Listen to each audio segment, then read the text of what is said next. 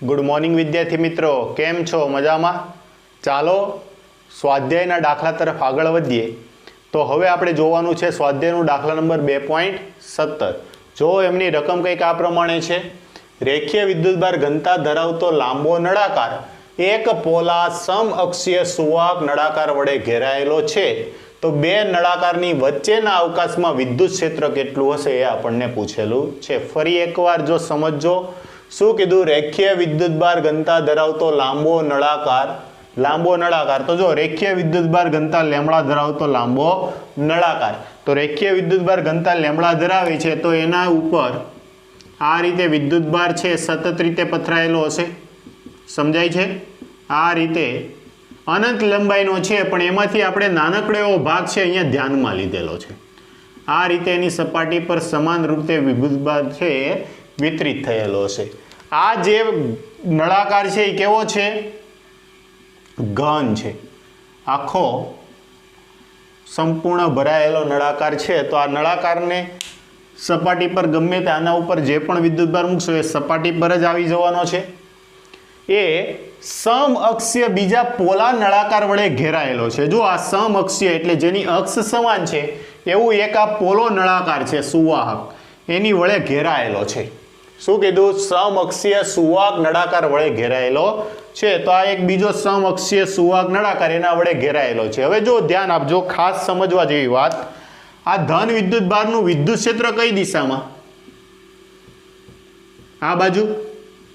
Okay, आ रीते हशे। सपाटीने लंब बार तरफ आवती दिशामां आपणे आगळ चर्चा करी गया छीए। तो आ विद्युत क्षेत्रना कारणे आ सुवाहकनी सपाटी पर विद्युतभारनुं शुं थशे? प्रेरण थशे। तेना परिणाम स्वरूपे आ सपाटी उपर जे सपाटीनी अंदर जे पण मुक्त इलेक्ट्रॉनो छे ए कई बाजू खेंचाई आवशे? विद्युत क्षेत्रने कारणे अंदरनी सपाटी पर। क्यां आवी जशे? अंदरनी सपाटी पर। तेटला ज मूल्यनो धन विद्युतभार छे बारनी सपाटी पर खुल्लो थशे। आ शुं थई गयुं कहेवाय? विद्युतभारनुं प्रेरण थयुं। समजाय छे? इंड्यूस्ड विद्युतभार आव्यो तेवी रीते आ बाजू पण थशे। ऋण विद्युतभार छे अहींया आ रीते आवी जशे अने सामे धन विद्युतभार छे एटला ज मूल्यनो खुल्लो थशे। के केम के आनुं पण विद्युत क्षेत्र ने बीजुं आ नळाकार छे तो आने 3D में विचारो। आ रीते आखो भाग कर्वेचर थी आवतो हशे आम ने अंदर पण फरी पाछो जतो हशे। तो आ रीते तमारी सामे आवती सपाटी पर पण केम हशे? तो के सपाटी पर इलेक्ट्रॉन छे अंदरनी सपाटी पर, सुवाहक छे एनी अंदरनी सपाटी पर, ने बारनी सपाटी पर धन विद्युतभार छे शुं थशे? प्रेरित थशे। हवे आपणने एवुं कीधुं छे आ बे नळाकारनी वच्चेना अवकाशमां विद्युत क्षेत्र केटलुं हशे? આપણે જાણીએ છીએ કે જે પણ બિંદુ પાસે વિદ્યુત ક્ષેત્ર મેળવવું છે ત્યાં એક ગાઉસિયન પૃષ્ઠ વિચારો। તો જોજો, ધ્યાન આપજો। અહીંયા હું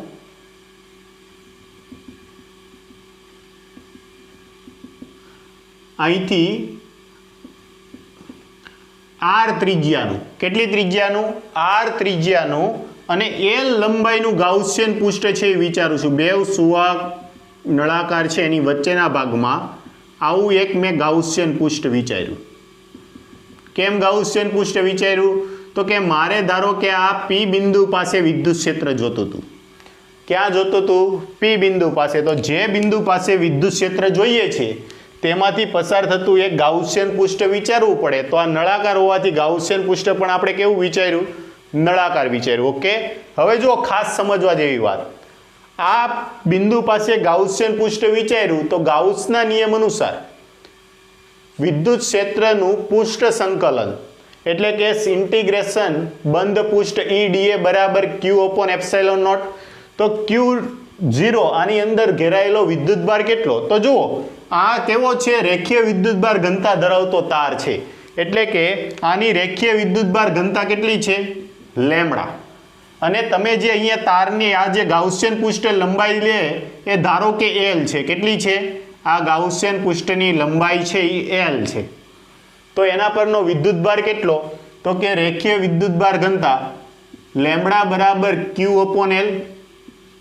તેથી Q બરાબર લેમ્બડા * L। તો આટલો વિદ્યુતભાર છે એ એની વડે ઘેરાયેલો છે. કોની વડે?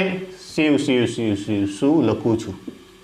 ઓકે, આ ગાઉસિયન પૃષ્ઠની અંદર ઘેરાયેલો વિદ્યુતભાર કેટલો છે? તો કે લેમ્બડા ઇન્ટુ એલ જેટલો. બીજું વિદ્યુત ક્ષેત્ર. તો વિદ્યુત ક્ષેત્ર છે આખી ગાઉસિયન પૃષ્ઠનું વિદ્યુત ક્ષેત્ર છે આપણે ધ્યાનમાં લેવું પડે. તો આ વિદ્યુત ક્ષેત્ર છે એ બે ભાગમાં વેચાઈ જશે. એક છે આ વક્રાકાર સપાટી જે આ રીતે બહાર આવતી હશે અને બીજું છે એના ઢાંકણા એટલે કે વર્તુળાકાર સપાટીને કારણે. ઓકે, તો આપણે જે આગળ પ્રેક્ટિસ કરી એ પ્રમાણે આ વિદ્યુત ક્ષેત્ર છે નળાકાર સપાટીને કારણે અને બે ઢાંકણા અથવા તો વક્રાકાર અથવા સપાટ સપાટીને કારણે. તો જો આ બિંદુ પાસે વિદ્યુત ક્ષેત્ર આ દિશામાં, આ જે વક્રાકાર સપાટી છે એનો ક્ષેત્રફળ સદિશ કઈ દિશામાં? તો કે સપાટીને લંબ રૂપે બહાર તરફ જતી દિશામાં. આ ડીએ આવ્યું અને વિદ્યુત ક્ષેત્ર પણ ક્યાં છે? બહાર તરફ જતી દિશામાં. તેવી રીતે અહીંયા વિચાર કરો, આનો ક્ષેત્રફળ સદિશ ડીએ બહાર તરફ જતી દિશામાં અને વિદ્યુત ક્ષેત્ર પણ એ જ દિશામાં. મતલબમાં બે વચ્ચેનો ખૂણો કેટલો થઈ ગયો? 0 ડિગ્રી. તેવી રીતે અહીંયા વિચારો, આ જે વક્રાકાર સપાટી આ ઢાંકણું છે એનો ક્ષેત્રફળ સદિશ આ સપાટીને લંબ રૂપે આ તરફ જતી દિશામાં. તો આનો ક્ષેત્રફળ સદિશ કઈ બાજુ આવશે? આ બાજુ. જ્યારે વિદ્યુત ક્ષેત્ર આ રીતે અને પેલી બાજુ વિચારો તો એ બાજુ, તો આ બંને વચ્ચેનો ખૂણો કેટલો આવશે? 90 ડિગ્રી. તેવું સેમ નીચેના ઢાંકણામાં પણ થશે. તો આ જો મેં એના બે ભાગ પાડી દીધા કે વિદ્યુત ક્ષેત્ર છે એ નળાકાર સપાટીને કારણે અને બે ઢાંકણાને કારણે અથવા તો સપાટ સપાટી વર્તુળાકાર સપાટીને કારણે. તો પેલા નળાકાર સપાટી માટે લખું છું તો વિદ્યુત ક્ષેત્ર અને ક્ષેત્રફળ વચ્ચેનો ખૂણો કેટલો આવે છે? cos 0 degree. સમજાય છે? આ બે વચ્ચેનો ખૂણો કેટલો છે? 0 degree plus 2 time of EDA. કોના માટે લખો છો? ઢાંકણા અથવા તો સપાટ સપાટી માટે. તો એના માટે ખૂણો કેટલો આવે છે? cos 90 ડિગ્રી બરાબર Q ઇનસાઇડ અપોન એપ્સાઇલોન 0. પરંતુ આપણે જાણીએ છીએ, શું જાણીએ છીએ? તો કે cos 90 ની કિંમત 0. જો આ 0 તો એની સાથેનું આખું પદ 0 થઈ ગયું. તો અહીંયા જે વિદ્યુત ક્ષેત્ર મળે છે તો એ વિદ્યુત ક્ષેત્ર E ઇન્ટિગ્રેશન dA cos 0 ની કિંમત કેટલી થઈ જાય છે? 1 પ્લસ 0 બરાબર Q ઇનસાઇડ કેટલો છે? Lambda into L upon epsilon 0. તો આ ક્ષેત્રફળ છે કોનું લેવાનું છે? આ નળાકારની વક્ર સપાટીનું. તો નળાકારનું પૃષ્ઠફળ કેટલું? નળાકારનું પૃષ્ઠફળ તો E બરાબર 2πRL. જો ત્રિજ્યા કેટલી ધારી આપણે R અને લંબાઈ કેટલી છે આ ગાઉસિયન પૃષ્ઠની? L. તો E ઇન્ટુ 2πRL બરાબર lambda L upon epsilon 0. L cancel out. E ને સૂત્રનો ગત્તા બનાવો. E બરાબર શું થઈ જશે? E બરાબર લેમ્બડાના છેદમાં 2π એપ્સાઇલોન 0 ઇન્ટુ 1 અપોન R આવું લખી શકું. આ પદ છે ને 4π એપ્સાઇલોન 0 બનાવો તો કે બની જશે. તો 4π એપ્સાઇલોન 0 બનાવવા માટે આને 2 વડે ગુણું, 2 વડે ભાગું. તો જો આખું પદ, આટલું પદ કેટલું થઈ ગયું? તો કે 1 અપોન 4π એપ્સાઇલોન 0. 1 અપોન 4π એપ્સાઇલોન 0 એટલે કે, તો લેમ્બડા છે 2 છે તો શું થઈ જશે? 2k lambda upon R. આ થઈ ગયું વિદ્યુત ક્ષેત્ર. મળી ગયો આન્સર. બે નળાકાર છે એના વચ્ચેના અવકાશમાં વિદ્યુત ક્ષેત્ર કેટલું હશે? તો કે એક રેખીય વિદ્યુતભાર ઘનતા ધરાવતા તારના કારણે જે વિદ્યુત ક્ષેત્ર હોય એટલું જ હશે, 2k lambda upon R. Okay, આ થઈ ગયો આપણો આન્સર. એમ જ પૂછેલું છે વચ્ચેના અવકાશમાં વિદ્યુત ક્ષેત્ર કઈ દી, તો વિદ્યુત ક્ષેત્ર હશે એનું મૂલ્ય 2k લેમ્બડા અપોન R. અને જો દિશા કયો તો દિશાને સાથે તમારે શું આપી દેવું પડે? એ દિશામાંનો એકમ સદિશ છે આપી દેવાનો. અત્યારે માત્ર આપણે એના મૂલ્ય સાથે ચર્ચા કરી તો એનું મૂલ્ય કેટલું આવશે? 2k lambda upon R. Okay, ચાલો નોટ ડાઉન કરો. એકદમ સિમ્પલ છે. મેં તમને જે પણ ચર્ચા કીધી એ બધી જ ચર્ચા છે અહીંયા લખેલી છે. અને આ ચર્ચા લખવા પાછળનું કારણ એ હતું કે ધારો કે એક્ઝામમાં આવો દાખલો પૂછાણો તો દાખલો પૂછાય ત્યારે આપણે જનરલી શું કરતા હોઈએ છીએ? આ રીતે સાદરૂપ આપી દેતા હોઈએ છીએ. પણ તમે જે વસ્તુ કરો છો અને એના કારણે જે પણ પરિણામ મળે છે એ તમે ટૂંકી ટચ ભાષામાં અથવા તો સાદી સિમ્પલ લેંગ્વેજમાં તમે લખી નાખો જેથી કરીને તપાસનાર છે એને થોડુંક વ્યવસ્થિત રીતે લાગે એટલે એ શું કરશે, ફટાફટ રાઇટ ડાઉન કરી અને તમને વ્યવસ્થિત છે માર્ક્સ આપતા હોય છે, કોઈ ક્યાંય કપાતો હોતો નથી. તેથી આ રીતે છે તમારે ધ્યાનથી જોઈ લેવાનું. દરેક દાખલામાં હું આ રીતે નહીં લખું, પણ હું જ્યારે જે પણ વસ્તુ બોલું છું એ બોલતો હોય, જો એ જ વસ્તુ છે કે આકૃતિમાં દર્શાવ્યા પ્રમાણે લેમડા રેખીય વિદ્યુતભાર ઘનતા ધરાવતો નળાકાર પોલા સુવાહક નળાકાર વડે ઘેરાયેલો છે. આકૃતિમાં જે છે એ દર્શાવ્યું છે એ રીતે 1 by 1 છે આપણે લઈ લેવાનું. અથવા તમે પછી આગળ કન્ટિન્યુ કરવું હોય તો એમ કહી શકો કે પી બિંદુ પાસે વિદ્યુત ક્ષેત્ર મેળવવું છે તો પી બિંદુમાંથી પસાર થતું ગાઉસિયન પૃષ્ઠ વિચારવું પડે. તો બસ એ જ ચર્ચા છે આખી આ રીતે થઈ ગઈ હોય. એટલે 1 by 1 સ્ટેપ બાય સ્ટેપ તમે જે પણ કરો છો એ નોટ ડાઉન કરતા જશો તો શું થશે કે આ દાખલા તમે લખતી વખતે ખૂબ સારી રીતે રિપ્રેઝન્ટ કરી શકશો. ઓકે, ચાલો નોટ ડાઉન કરો, પછી છે આપણે આગળ વધીએ.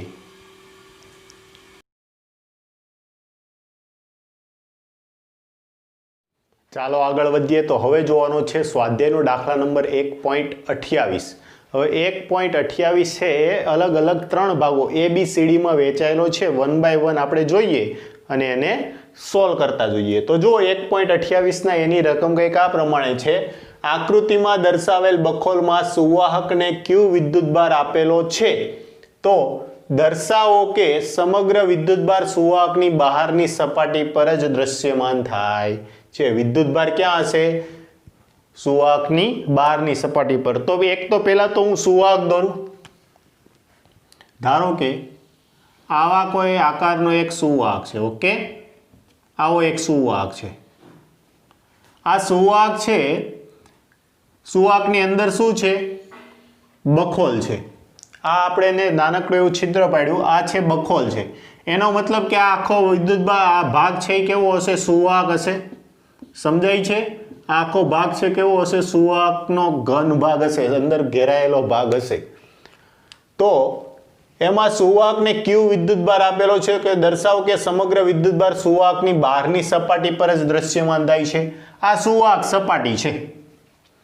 આમને તમે કોઈ Q વિદ્યુતભાર આપો, આ સપાટી પર તમે શું આપશો? Q વિદ્યુતભાર. તો Q વિદ્યુતભાર આપો તો સુવાહકનો ગુણધર્મ છે. શું છે? તો કે વિદ્યુતભાર બધો જ ક્યાં જતો રહે છે? એની સપાટી પર. ઓકે, આ રીતે એની સપાટી પર દ્રશ્યમાન થાય છે. આપણે શું કરવાનું છે? એ દર્શાવવાનું છે, એને સાબિત કરી બતાવવાનું છે. અત્યાર સુધી આપણે કહેતા હતા કે વિદ્યુતભાર ક્યાં જતો રહે છે? સપાટી પર. આપણે સ્વીકારી લીધું હતું, પણ હવે એમની શું આપવાની છે? સાબિતી. તો આ માટે આપણે શું કરી શકીએ? તો કે આ સુવાહક સપાટી છે એની તદ્દન નજીક, અંદરની સપાટીની તદ્દન નજીક આપણે શું વિચારવું પડે? એક ગાઉસિયન પૃષ્ઠ. જોજો અહીંયા એની તદ્દન નજીક શું આપણે વિચારીએ છીએ? ગાઉસિયન પૃષ્ઠ. તો આ ગાઉસિયન પૃષ્ઠ કંઈક આવું હશે.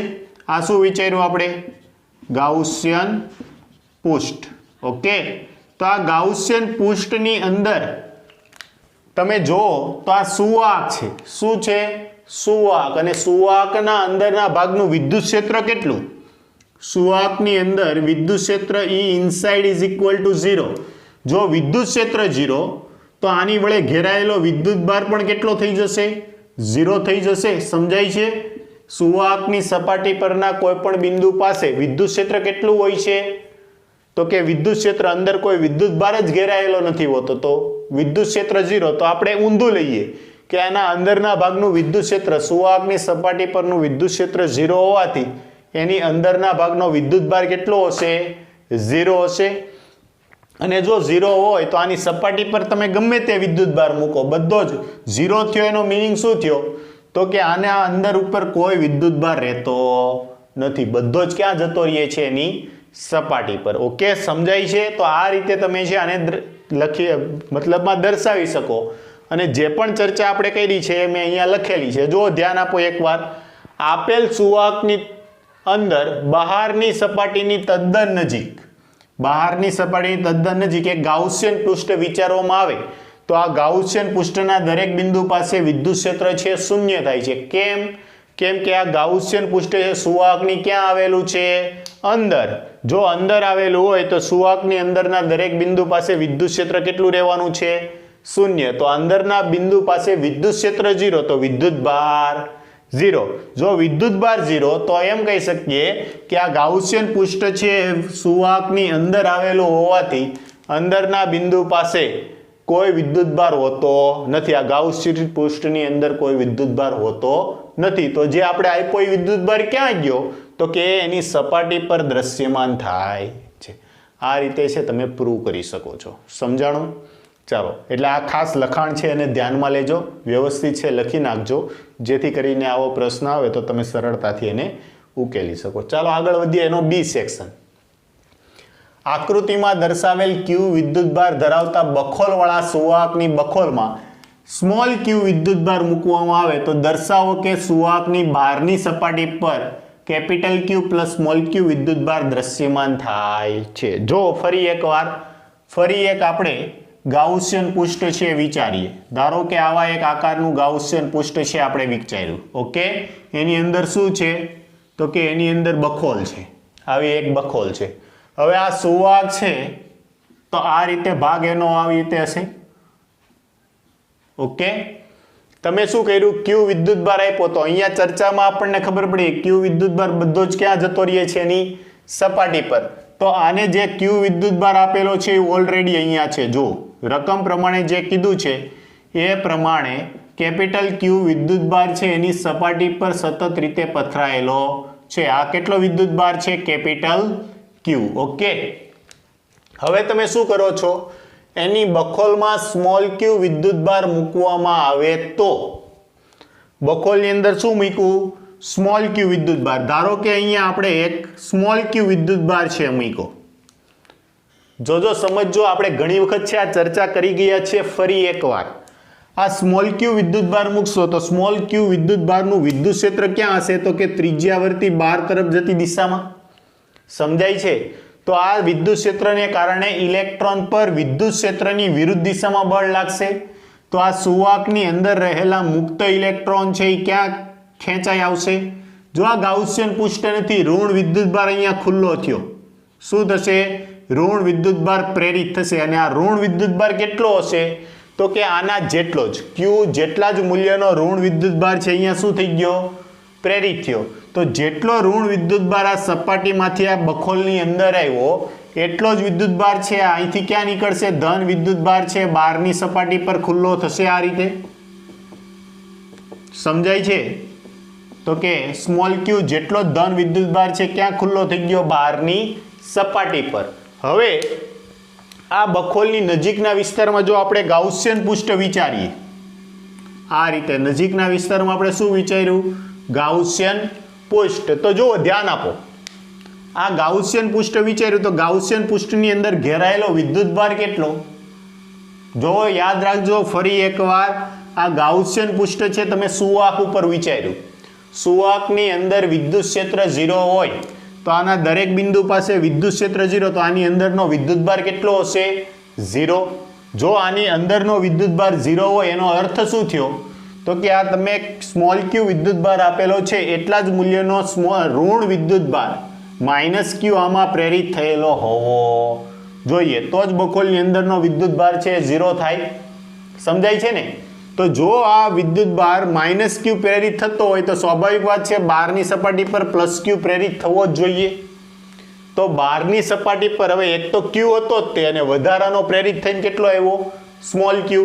તેથી બહારની સપાટી પર કુલ કેપિટલ ક્યુ પ્લસ સ્મોલ ક્યુ વિદ્યુતભાર છે પ્રેરિત થશે. ઓકે, એની ચર્ચા છે અહીંયા લખેલી છે 1 by 1 સ્ટેપ બાય સ્ટેપ. તમે થોડુંક ધ્યાનથી છે મેં બોલ્યો છું એ પ્રમાણનું લખાણ છે, જોશો એટલે સમજી જશો. તો આ વાત છે તમે નોટ ડાઉન કરો, અને હજુ આનો સી પોર્શન બાકી છે. પહેલા આટલું નોટ ડાઉન કરો પછી સી પોર્શન જોઈએ. ઓકે,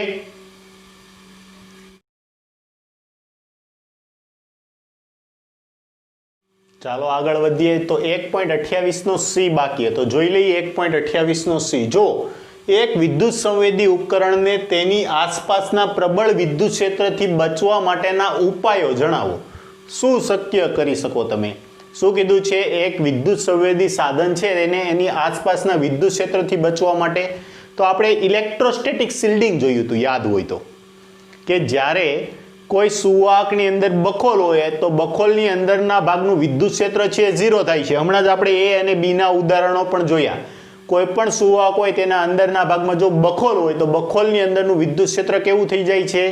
0 થઈ જાય છે. તો ગમે એવું પ્રબળ વિદ્યુત ક્ષેત્ર છે, તમે એની અસરથી તમે એને શું કરી શકશો?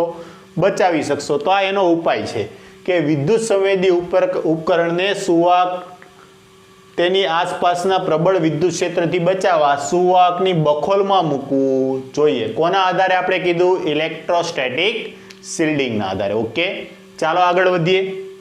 હવે જોવાનો છે સ્વાધ્યાયનો દાખલા નંબર 2.20. જોજો, સમજજો, બહુ સરસ એવો સમજવા જેવો છે.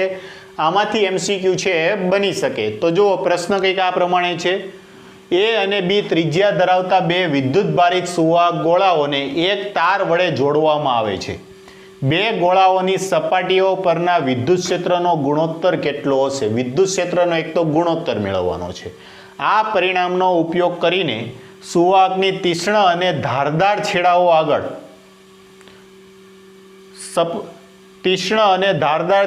આગળ સપાટ વિભાગો કરતા વિદ્યુત ભારોની પૃષ્ઠ ઘનતા શા માટે વધારે હોય છે એ પણ આપણે બતાવવાનું છે.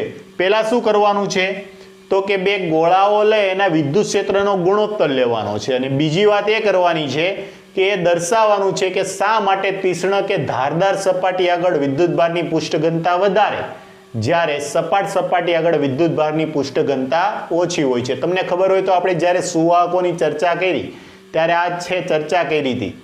ચાલો એને પ્રૂવ કરીએ કઈ રીતે આવે છે. તો જો પહેલા હું છે બે ગોળાઓ છે કન્સિડર કરું છું કે આ એક ગોળો છે, આ ગોળો એ છે જેની ત્રિજ્યા આપણે સ્મોલ એ લઈએ. બીજો એક નાનો ગોળો લઉં છું, એની ત્રિજ્યા લઉં છું સ્મોલ બી. શું લઉં છું? Small B. તો આના પરનો વિદ્યુત ભાર કંઈક હશે. આના પરના વિદ્યુત ભાર એ ક્યાં વયો જવાનો? ગોળો હોવાથી ધારો કે ઘન છે કે પોલો છે, વિદ્યુત ભાર ક્યાં જતો રહેવાનો છે? એની સપાટી પર. તો આના પર વિદ્યુત ભાર આ રીતે પથરાયેલો હશે નિયમિત રીતે. ઓકે, અને આ વિદ્યુત ભાર છે ક્યુ એ. એ ગોળા પરનો વિદ્યુત ભાર છે ક્યુ એ. તેવી રીતે આ ગોળો બી છે, એના પર પણ વિદ્યુત ભાર છે નિયમિત રીતે પથરાયેલો હશે. આ ગોળા પરનો વિદ્યુત ભાર છે ક્યુ બી. ઓકે, બે ગોળાઓ છે આપણને થઈ ગયા કમ્પ્લીટ. આ કેવી કન્ડિશન છે? પ્રારંભિક. કેવી કન્ડિશન છે? પ્રારંભિક કન્ડિશન. બે ઉપરના વિદ્યુત ભાર સાથે છે આપણે એમને દર્શાવી દીધા. હવે શું કીધું છે? તો કે એ અને બી ત્રિજ્યા ધરાવતા વિદ્યુત ભારિત સુવાહક ગોળાઓને એક તાર વડે જોડવામાં આવે છે. શેના વડે જોડવામાં આવે છે? તાર વડે. તો જો હવે અંતિમ કન્ડિશન છે, આપણે કંઈક દોરીએ. ફરી પાછો બહુ મોટું ચાલશે. આ એ ત્રિજ્યાનો ગોળો છે, આની જેટલો જ છે એવું તમે ધ્યાન લેજો. ઓકે, એના પર વિદ્યુત ભાર છે ક્યુ એ. અને આ એક બી ત્રિજ્યાનો ગોળો છે, તેના પર વિદ્યુત ભાર છે સ્મોલ બી, ક્યુ બી. ઓકે, આના પર વિદ્યુત ભાર છે ક્યુ એ, આના પર વિદ્યુત ભાર છે ક્યુ બી. પરંતુ હવે આપણે એને શું કરીએ છીએ? તો કે એક સુવાહક તાર દ્વારા જોડી દેવામાં આવે છે. આ બેવને એક સુવાહક તાર દ્વારા શું કરી દીધું? જોડી દીધું. તો જુઓ, આ ભાગ છે સુવાહક છે, આને સુવાહક તાર દ્વારા જોડી દીધું. આ પણ સુવાહક થઈ ગયો. તો આ એમ કહી શકીએ કે આખો એક સુવાહક ભાગ બની ગયો. શું બની ગયો? એક આખો સુવાહક, બેને ભેગા કરીને એક સુવાહક ગોળો બની ગયો. જો એવું હોય તો આપણે જાણીએ છીએ તે સુવાહક છે તે સુવાહકનું વિદ્યુત ક્ષેત્ર સપાટીને લંબ રૂપે બહાર તરફ આવતી દિશામાં, અને એના પરનું વિદ્યુત સ્થિતિમાન કેવું રહે છે? એક સમાન રહે છે. સમજાય છે? હવે તમે જોડી દેશો તો આ કેવું બની ગયું? સમસ્થિતિમાન પૃષ્ઠ. કેવું બની ગયું? સમસ્થિતિમાન પૃષ્ઠ. તો આના પરનું જે સ્થિતિમાન છે એટલું જ આના પરનું સ્થિતિમાન હશે. સમજાય છે હું જે કહું છું તે?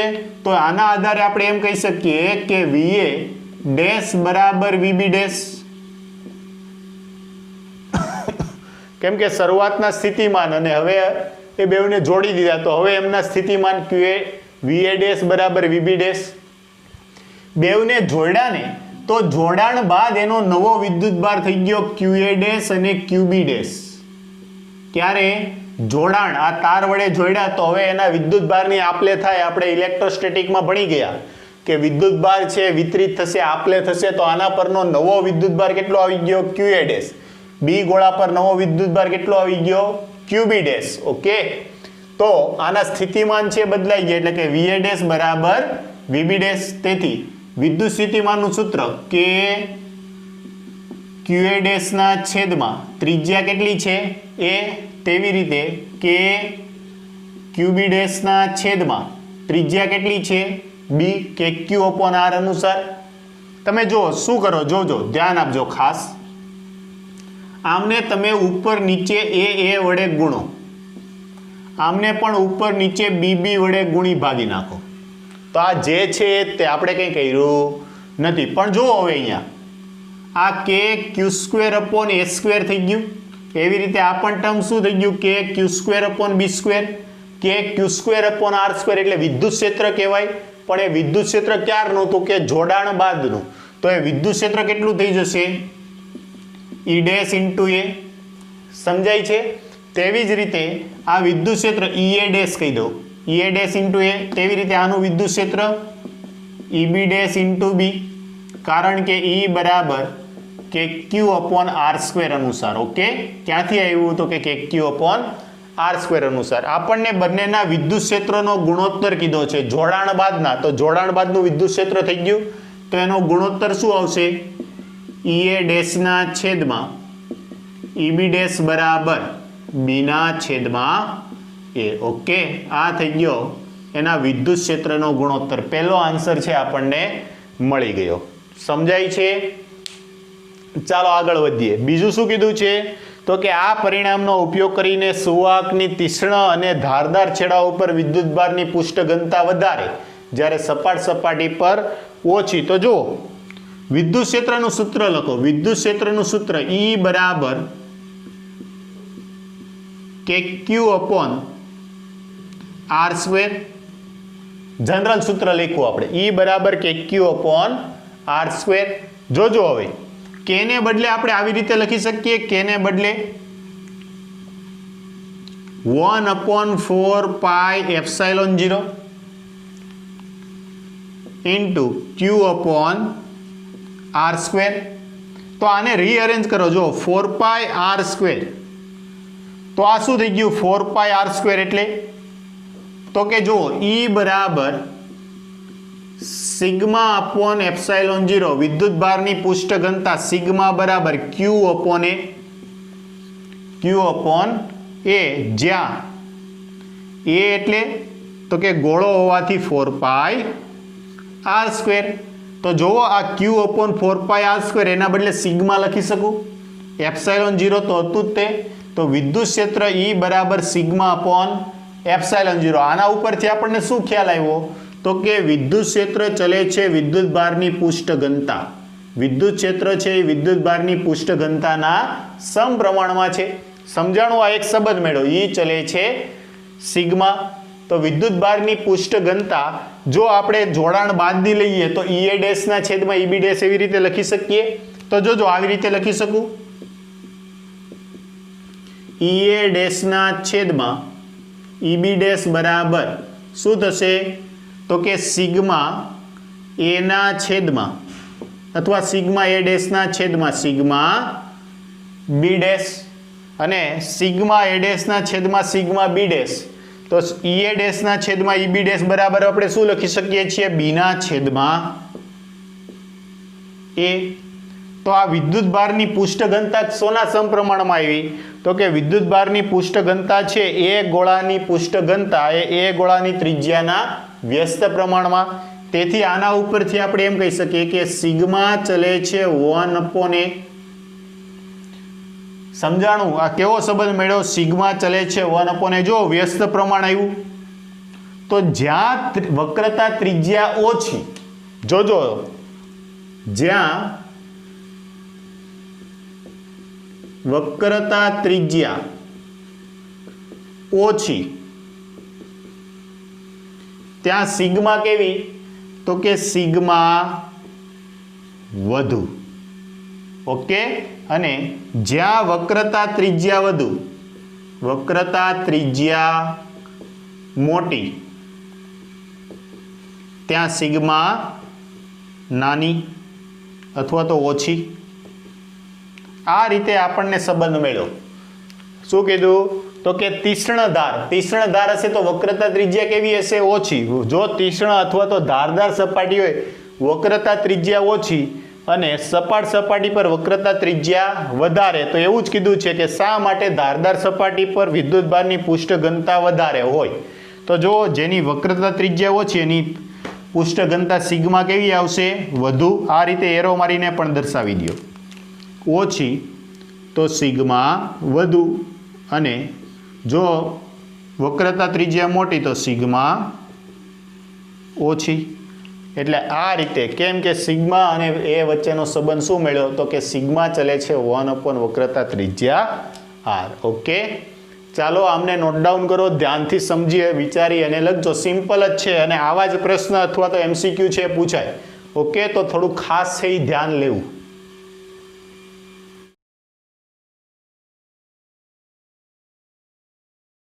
ચાલો આગળ વધીએ. તો હવે આપણે જોવાનું છે સ્વાધ્યાયનો દાખલા નંબર 2.35. જુઓ, રકમ કંઈક આ પ્રમાણે છે. R1 ત્રિજ્યા અને Q1 વિદ્યુતભાર ધરાવતો એક નાનો ગોળો R2 ત્રિજ્યા અને Q2 વિદ્યુતભાર ધરાવતી એક ગોળાકાર કવચ વડે ઘેરાયેલો છે.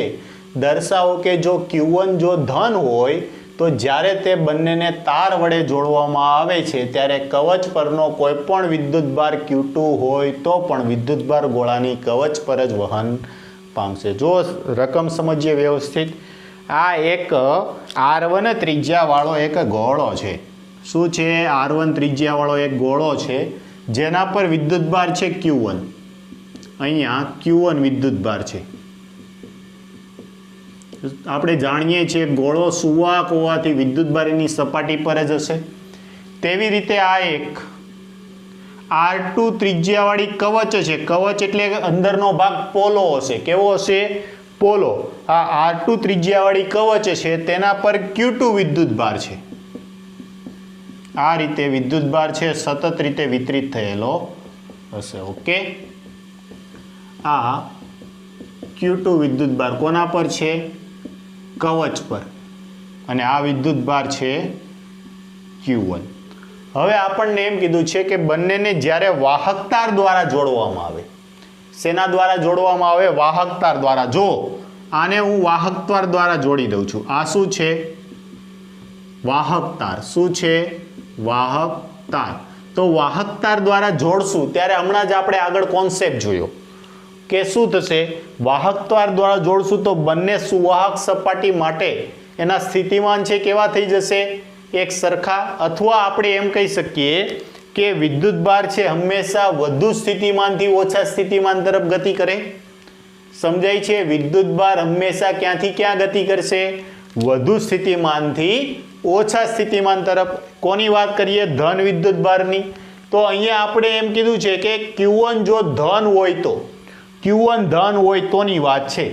તો વિદ્યુતભાર છે વધુ સ્થિતિમાનથી ઓછા સ્થિતિમાન. આપણે બંનેને ધન છે એવું કન્સિડર કર્યું. તો હવે બંનેના સ્થિતિમાન છે આપણે જોવા પડે. સ્થિતિમાન જોવા માટે આપણે શું કરીએ છીએ? તો ધારો કે હું અહીંયા આ સપાટી પરનું આ બિંદુ છે એ લઉં. ક્યાં લીધું મેં? ગોળાની સપાટી પરનું બિંદુ એ. તો આ ગોળાની સપાટી પર સ્થિતિમાન કોનું કોનું હોય? તો કે ગોળા પરના વિદ્યુતભારને કારણે એ બિંદુ પાસે સ્થિતિમાન, તથા આ કવચના વિદ્યુતભારને કારણે એ બિંદુ પાસે સ્થિતિમાન છે. બેવનો સરવાળો લેવો પડે. તો ચાલો લઈએ. ગોળાની સપાટી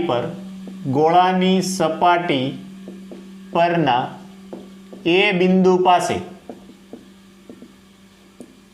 સ્થિતિમાન VA બરાબર શું આવશે? VA બરાબર. તો જો આ ગોળાની સપાટી પરનું બિંદુ થયું એ બિંદુ, તો ગોળાની સપાટી પર વિદ્યુત સ્થિતિમાન કેટલું આવશે? તો કે ગોળા પરનો સમગ્ર વિદ્યુતભાર જાણે કે ગોળાના કેન્દ્ર પર કેન્દ્રિત થયેલો હોય એવી રીતે લઈ શકીએ. તો આ વિદ્યુતભાર ક્યાં હશે? એના કેન્દ્ર પર, તો એનું સ્થિતિમાન કેટલું, તો કે K વિદ્યુતભાર કેટલો છે Q1/R1. બીજી વાત કરીએ આ કવચને કારણે, તો આ કવચની ક્યાંનું બિંદુ થયું, કવચની અંદરનું બિંદુ. તો કવચની અંદરના બિંદુ એટલે સમસ્થિતિમાન પૃષ્ઠ કહેવાય. તો આ સમસ્થિતિમાન પૃષ્ઠના દરેક બિંદુ પાસે સ્થિતિમાન એક સરખું હોય અને કેટલું હોય, તો કે એની સપાટી પરના સ્થિતિમાન જેટલું હોય. તો સપાટી પર આ કવચની સપાટી પરનું સ્થિતિમાન કેટલું, તો કે જાણે કે આ કવચનો સમગ્ર વિદ્યુતભાર એના કેન્દ્ર પર કેન્દ્રિત થયેલો છે એવું લઈ શકીએ. તો આ કવચની સપાટીને કારણે આ બિંદુ પાસે સ્થિતિમાન, તો એના સપાટી પરનું સ્થિતિમાન, અને સપાટી પરનું સ્થિતિમાન બરાબર K Q2/R2. ઓકે, આ આપણને VA મળી ગયું. તેવી જ રીતે બીજું એક બિંદુ હું B અહીંયા વિચારું છું. આ બિંદુ B, બિંદુ B પાસે આપણે સ્થિતિમાન છે મેળવવું છે. તો જો કવચની સપાટી B બિંદુ માટે, B બિંદુ પાસે વિદ્યુત સ્થિતિમાન, સ્થિતિમાન એટલે વિદ્યુત સ્થિતિમાન હોને, અહીંયા કરેક્ટ કરી લેજો, ચાલો કરી જ દો. વિદ્યુત સ્થિતિમાન, તો જો B બિંદુ પાસે સ્થિતિમાન VB બરાબર, તો એક તો આ વિદ્યુતભારને કારણે હશે. તો આ B બિંદુ છે આ ગોળાથી કેવું થઈ ગયું, ગોળાની સપાટીથી બહારનું બિંદુ. તો ગોળાની સપાટીના બહારના બિંદુ માટે ગોળા પરનો સમગ્ર વિદ્યુતભાર એના કેન્દ્ર પર કેન્દ્રિત થયેલો એવું લઈ શકીએ. તો B બિંદુ પાસે વિદ્યુત સ્થિતિમાન, તો કે K Q2/ અંતર કેટલું લેવાનું R2, તો K Q2/R2 પ્લસ આ કવચ પરનું બિંદુ છે, તો કવચની સપાટી પરનું સ્થિતિમાન, સોરી અહીંયા Q1 હો ને, K Q1/R2. આ કવચની સપાટી પરનું હોય તો કવચની સપાટી પરનું સ્થિતિમાન K Q2/R2. આ એવું સમીકરણ 1 અને આ સમીકરણ 2. સમીકરણ 1 અને 2 પરથી જોઈ શકાય છે કે વિદ્યુતભાર ગમે તે હોય, વિદ્યુતભાર ગમે તે હોય, આ બે ટર્મ એક સરખા એવા. અહીંયા K Q1/R1 છે, આ K Q2/R2 છે. એનો મતલબ કે ત્રિજ્યા વધારે ત્યાં સ્થિતિમાન ઓછું, ત્રિજ્યા ઓછી ત્યાં સ્થિતિમાન વધારે. તો એનું સ્થિતિમાન છે B કરતાં કેવું હશે, વધુ જ રહેવાનું છે. જો એ લખેલું છે કે અહીં Q1 ની કોઈ પણ કિંમત માટે V1 > V2 રહેશે, એટલે કે ગોળાની સપાટી પર વિદ્યુત સ્થિતિમાન કેવું હશે, વધારે હશે. ગોળાની સપાટી પર વિદ્યુત સ્થિતિમાન વધારે હશે, તેથી ધન વિદ્યુતભાર હંમેશા વધુ સ્થિતિમાનથી ઓછા સ્થિતિમાન તરફ ગતિ કરે. ઓકે, તો આ રીતે આ પ્રશ્ન છે દર્શાવી શકો. ખૂબ સરસ સમજવા જેવો પ્રશ્ન છે, ધ્યાનથી સમજી અને નોટ ડાઉન કરજો. શું સમજવાનું છે, જો ફરી એકવાર એ બિંદુ પાસે સ્થિતિમાન લેવું છે, તો આ એ બિંદુ ગોળાની સપાટી પરનું બિંદુ થઈ ગયું, અને ગોળાની સપાટી પરના બિંદુ પાસે સ્થિતિમાન, તો કે K Q1 સપાટી પરનો હોય K Q1/R1. બીજું આ કવચને લીધે એ બિંદુ પાસે સ્થિતિમાન, તો આ કવચના લીધે આ એ બિંદુ ક્યાં આવી ગયું છે, સુવાહકની અંદરના ભાગમાં. સુવાહકના અંદરના ભાગમાં કોઈ પણ બિંદુ પાસે સ્થિતિમાન એ એની સપાટી પરના સ્થિતિમાન જેટલું હોય, આપણે જોયું હતું. તો એના અંદરના ભાગના એ બિંદુ પાસે સ્થિતિમાન છે આ સપાટી પરના સ્થિતિમાન જેટલું. સપાટી પરનું સ્થિતિમાન કેટલું, તો કે K Q2, ત્રિજ્યા કેટલી છે R2, તો K Q2/R2. એ રીતે B બિંદુ પાસે સમજી શકો. ઓકે, તો આ વાત છે તમારે ધ્યાનમાં લઈ અને દાખલો છે સમજવાનો છે. ચાલો નોટ ડાઉન કરો, પછી આગળ વધીએ.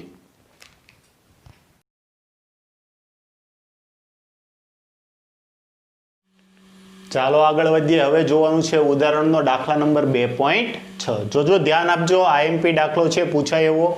તો જો એક દ્રવ્યના અણુને 10⁻29 કુલમ ઇન્ટુ મીટર જેટલી કાયમી વિદ્યુત ડાયપોલ ચાક માત્રા છે. એક અણુને કેટલી છે, તો કે 10⁻29 કુલમ ઇન્ટુ મીટરની ડાયપોલ ચાક માત્રા છે. આ દ્રવ્યના 1 મોલ જથ્થાને 10⁶ વોલ્ટ પર મીટરના મૂલ્યનું પ્રબળ વિદ્યુત ક્ષેત્ર લગાડતા ધ્રુવીભવન કરેલ છે. પ્રબળ વિદ્યુત ક્ષેત્ર લગાડીને એને શું કરેલું છે? ધ્રુવીભવન, એટલે કે બધી ડાયપોલને એક દિશામાં ગોઠવેલી છે. ક્ષેત્રની દિશા એકાએક 60 ડિગ્રીના કોણ જેટલી બદલાવવામાં આવે છે ત્યારે આ દ્રવ્યની ડાયપોલ ક્ષેત્રની નવી દિશામાં ગોઠવાતા ઉત્પન્ન થતી ઉષ્મા ઉર્જાની ગણતરી કરો. સરળતા ખાતર નમૂનાનું 100% ધ્રુવીભવન થાય છે એવું ધારો. જોજો, ધ્યાન આપજો. પહેલા તો એકની ડાયપોલ ચાક માત્રા આપેલી છે, એક અણુની. વિદ્યુત ક્ષેત્ર આપેલું છે 10⁶ વોલ્ટ પર મીટરના ક્રમનું. ઓકે, જોવો તો એક અણુની ડાયપોલ મોમેન્ટ કહી શકીએ આપણે. ડાયપોલ મોમેન્ટ કયો કે ચાક માત્રા કયો, ઓકે, બે એક જ કહેવાય. બરાબર કેટલી આપેલી છે? 10⁻29 કુલમ ઇન્ટુ મીટર. પરંતુ આપણે તો કેટલું કીધું તો કે 1 મોલ જથ્થાની, તો કે 1 મોલમાં કેટલા અણુઓ હોય? 6.022 ગુણ્યા 10⁻23 અણુના ડાયપોલની ચાક માત્રા બરાબર કેટલી? તો કે ડાયપોલ ચાક માત્રા નેટ બની જશે 6.022 ગુણ્યા 10⁻23 ગુણ્યા 10⁻29. આધાર સરખા, ઘાતની બાદબાકી કરો તો શું થઈ જશે? 6.022 ગુણ્યા 10⁻6 કુલમ ઇન્ટુ મીટર. તો આટલી નેટ ડાયપોલ મોમેન્ટ થઈ ગઈ. સમજાય છે? નેટ ડાયપોલ મોમેન્ટ કેટલી થઈ ગઈ? તો કે 10⁻6 કુલમ ઇન્ટુ મીટરના ક્રમની.